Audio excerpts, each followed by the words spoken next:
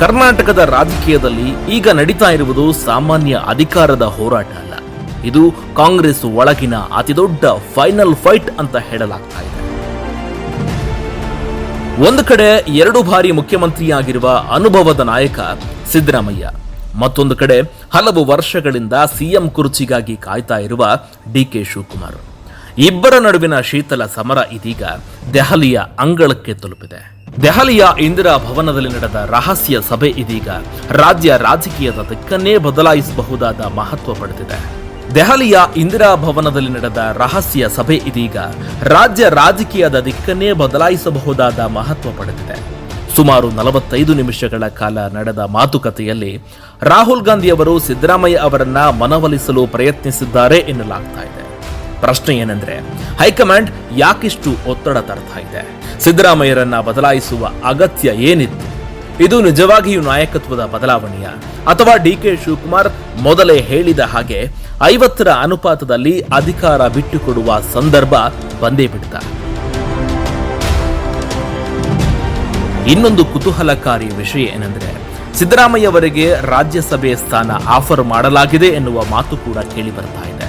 ಅಂದ್ರೆ ರಾಜ್ಯ ರಾಜಕಾರಣದಿಂದ ರಾಷ್ಟ್ರ ರಾಜಕಾರಣಕ್ಕೆ ಕಳುಹಿಸುವ ಪ್ರಯತ್ನ ನಡೆದಿದೆ ಎಂಬ ಚರ್ಚೆ ಜೋರಾಗಿದೆ. ಅಂದ್ರೆ ಸಿದ್ದರಾಮಯ್ಯ ಈ ಆಫರ್ ಅನ್ನ ನೇರವಾಗಿ ತಳ್ಳಿ ಹಾಕಿದ್ದಾರೆ ಎಂಬ ಮಾಹಿತಿ ಕಾಂಗ್ರೆಸ್ ಒಳಗೆ ಅಚ್ಚರಿ ಮೂಡಿಸಿದೆ. ಇದರಿಂದ ಒಂದು ಪ್ರಶ್ನೆ ಉದ್ಭವವಾಗ್ತಾ ಇದೆ ವೀಕ್ಷಕರೇ, ಸಿದ್ದರಾಮಯ್ಯ ಇನ್ನು ಅಧಿಕಾರ ಬಿಟ್ಟುಕೊಡಲು ಸಿದ್ಧರಿಲ್ವಾ, ಅಥವಾ ಅವರ ಬೆಂಬಲಿಗರ ಒತ್ತಡವೇ ಹೆಚ್ಚಾಗ್ತಾ ಇದೆಯಾ?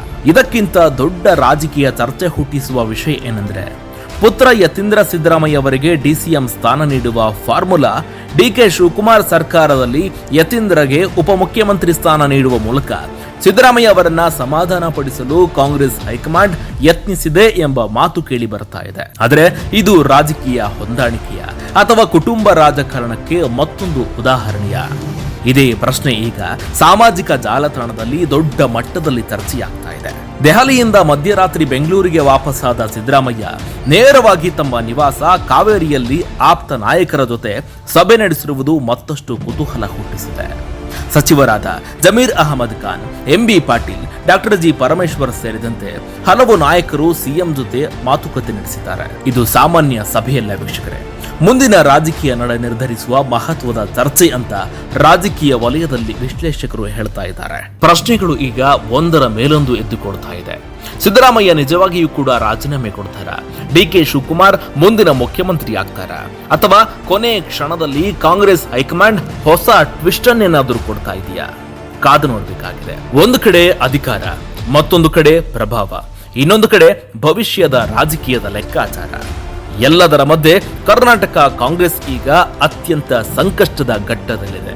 ಮುಂದಿನ ಕೆಲ ದಿನಗಳು ರಾಜ್ಯ ರಾಜಕೀಯದ ಭವಿಷ್ಯವನ್ನೇ ಬದಲಾಯಿಸಬಹುದು. ಇಂತಹ ರಾಜಕೀಯ ವಿಶ್ಲೇಷಣೆ ಮತ್ತು ಬ್ರೇಕಿಂಗ್ ಅಪ್ಡೇಟ್ಗಳಿಗೆ ನಮ್ಮ ಚಾನೆಲ್ ಅನ್ನ ಸಬ್ಸ್ಕ್ರೈಬ್ ಮಾಡಿ, ವಿಡಿಯೋಗೆ ಲೈಕ್ ಮಾಡಿ, ನಿಮ್ಮ ಅಭಿಪ್ರಾಯವನ್ನ ಕಾಮೆಂಟ್ ಬಾಕ್ಸ್ ನಲ್ಲಿ ತಿಳಿಸಿ.